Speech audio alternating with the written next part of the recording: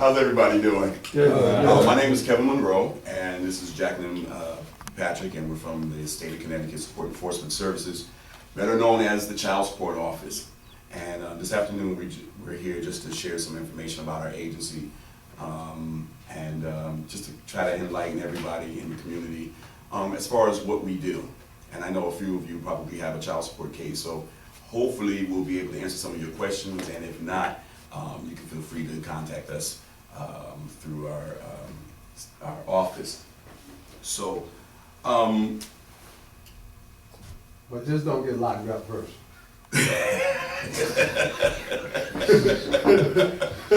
right. But as we were saying earlier, we're here really to try to dismiss the bad image that our agency has, because a lot of times people tend to feel that we are a heartless kind of agency, and all we do is collect money and incarcerate people.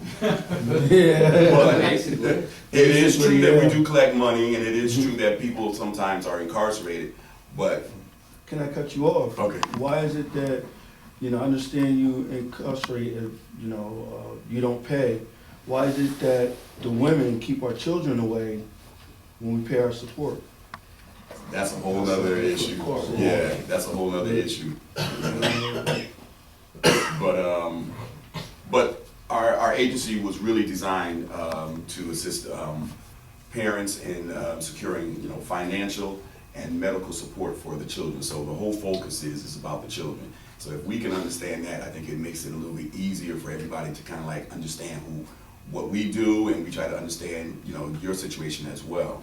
So in doing that, our agency tries to make sure that we give good, accurate information and services to our courts and to our clients and to the community, like we're doing now. We're trying to educate everybody in the community. So in your pamphlet, your packets there are some pamphlets just talking about the child support from A to Z, from the beginning of your case to the end of your case. So there are some questions in there that you may have, and we answered some of those as well in the packet. So we have about 11 field offices located throughout the whole state of Connecticut, and depending on wherever your case, your order was established, will determine which office would really handle your case. So if you have any questions concerning your case, if it's not a New Haven case, there in your packet there is a listing of all of the different field offices, and you can call them and contact your officer there at that place. There's a couple of things that has to happen before the case even comes to our office. There's a few things that has to be established, and the first thing that has to be established is paternity. So if a child is born out of wedlock, there is a form which is called the acknowledgement of paternity that has to be signed by both parties. So now, when you sign this form, this acknowledges that you are the father of this child. Okay, so in doing that, it's really the first step to establishing important legal rights that the child has and benefits. Okay. If it's the other way around, do they even do a paternity if the father is going after the mother for child support? Say that again. Repeat that again. If the father is going after the mother for child support and he has the child, they won't need to sign a paternity. Well, that paternity should already be established then. Yeah. So, but now, paternity means it's knowing who the father is, that's the paternal Right. side. So if the father has custody of the child, then paternity is not an it's issue. not an issue. Right. Okay, the mother doesn't acknowledge the child comes from the mother. So there's nothing for her to acknowledge. But if the father is given custody of the child and he's pursuing support against the mother, that step is eliminated, because that's not paternity. Maternity is not an issue. Do you need a lawyer To do what? to try to, If you have custody, you can go the same avenue as if it was the woman. You can you start the case off, like he said, with Department of Social Services, open up a case with them, and then they will do the support petition to get her into court and to establish the child support order.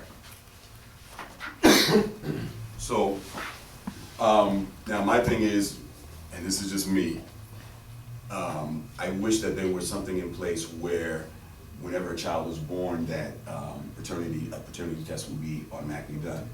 If you have any doubt in your mind that the child is not yours, don't sign the acknowledgement. Because what happens is that once you are acknowledged to be the father, it is very, very difficult to, if you later on down the road you find out that the child is not yours, it's very, very difficult for you to come out of that, you paying that child support. DNA don't mean nothing? Well, it does, but you have a time limit to find out if that child is yours. Because once you sign that acknowledgement, you are considered the father.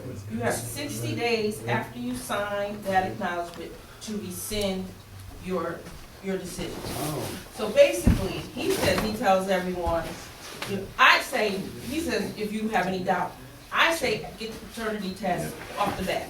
Yeah. Through the state, and especially if it's done through the state, the cost is minimal. It's, I think, it used to be, because I used to work at the Department of Social Services, the establishment side of child support before I switched over to the enforcement side. At one point in time, it was $145.50 genetic testing. The lab that they use is, I think, one of 3 in the country. Okay, and the type of DNA, there's all kinds of DNA testing, but the type that they use, I think it's like 21 genetic markers, which is the highest in the country. Okay, LabCorp, what the $145.50 that you're paying, if it was done privately, is close to $1,000 if you did it yourself.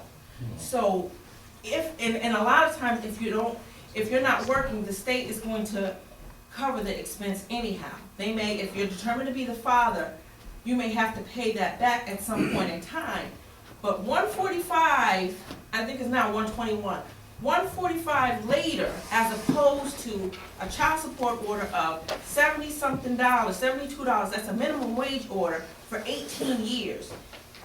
There's no comparison, you know what I mean? So if your girlfriend has a child or becomes pregnant, and if you ask for the genetic testing, once the child, you don't sign, you know what, it's peace of mind, because down the line in a heated argument, who wants to hear, that's why you're not so-and-so's, you're not the father. You don't want to hear that. You know what I mean? So save yourself some grief up front, and then she should understand, but of course she's not, she's going to be offended because you asked for the genetic test. But to me, a flag would go up. Why are you upset? Because I'm asking for the test. You know something I don't know? You know what I mean? So, Right. 145 now, 72 times 18 years, 52 weeks times 18. Do the math. That's crazy. Because I have friends that child is now 8, 9, 10 years old, and now I've come to find out that the child is not his, and now, because of the courts, they're looking at, okay, you've been in this child's life all these years, so you are considered the father. So try to fight that, it's kind of like a losing battle. You would have to pay that child support until that child is 18, 19 years old. Let me ask you a question. How much is it for the paternity test outside of the state? You would have to pay for it out your pocket. It depends. It depends. If you get your own genetic, you can go to Quest Lab, diagnostic DNA. Those are not admissible in the state of Connecticut court. Okay, when you go to LabCorp, first of all, a Polaroid picture is taken of everybody. Okay, so they know you can't send your friend in, she can't send her girl in. It's taken of you, the child, and the mother. Okay, depending if you do it privately and you still use LabCorp. They just take a picture of you and the child. The mother really doesn't have to be taken. A picture doesn't need to be taken of the mother. It's you and the child. But they take a picture and you have to present, proper ID and all that other stuff. So the testing can run, like I said, anywhere from like $300 privately to like $1,200. Again, depending on how many, and again, there's so many different kinds of, there's inclusionary tests, which will say that you could be the father, and there's exclusionary tests, which is what LabCorp uses to exclude you as being the father. And the probability is like 99, it's never under 99.99 something. So if it's 99.9, I mean, you are the father. You are. You're never gonna get a result from LabCorp saying that 85, probability of you being a father is 85 point something percent. No, it's always gonna be 99.99 something. So now, what you're saying is, so now, if a person was incarcerated and they're up under the state, and they wanted to take that, well, how much would it, I mean. They don't pay for They don't pay anything. for it, right? They don't pay at all. Okay. If you're incarcerated, at the time, and you're brought into court saying, this woman has named you to be the father, these are your rights that are given to each and every person. You have the right to request genetic testing. You have a right to seek Where you an get attorney. that form at? Huh? Where you get the form? The form for the acknowledgement? Let's see, I think I may, For an acknowledgement of paternity? yeah. I'm not gonna get that done. And even though you're in jail, like a fee waiver or something. that This goes is with a that. copy, and we don't have copies of this book, but I'll leave these with Mr. Young. This is what the acknowledgement, looks like. I think I have another one. And this tells you what your rights are, and it Okay. tells you regarding the rescission. It's actually in here? I mean, It's not in oh, that's the there. only book. Right, Oh, I have okay. another one that he can have. Good But question it's though. a sheet, that's a copy of, an example of the VS 56 or the acknowledgement of paternity. And when you sit down with, if you go through Department of Social Services, that worker, that investigator should go over with you what your rights are. Because they're gonna send you a letter saying, Ms. So-and-so has named you to be the father, you have so many days to contact our office for an appointment, so we can discuss this. Okay, if you contact that person, they're gonna bring that form with them downstairs. You've named to be the father. These are your rights. You have the right to consult with an attorney. You have a right to sign that form if you want to. You can waive your right. You have also a right to genetic testing. You can waive all those rights, okay, and say, nope, it's mine, I know he's mine, I know she's mine, and sign the acknowledgement, That means you're waiving everything. okay? But again, like I said, and on that form it's written right there, rescission. You have 60 days to rescind. Don't call 61st day. 61st day, they're gonna refer you, telling you, now you need to talk to an attorney, because now you're gonna have to open up that, Now, another question, now does this pertain to in and out? in and out, I'm sorry. I mean, if you was incarcerated and you came out, you still up under the state, Right, if you're incarcerated, you're brought into court, hey. but you're still up under the state when you come out also, like the parole and the state of Connecticut, As long as you say. they still can get that free You can service? still get that, because they're gonna ask, are you working, can you pay for the genetic testing? They're gonna ask you that, if you're not working, no, the state will, They will step in. pay for the testing. Okay. Again, if you're determined to be the father, they may tack that 145 on you to reimburse the state at some point in time. Okay, whatever. Okay. Yeah. What if my child's mother was to, all right, I'm taking her to child support, what if she signed over her rights, does she still have to pay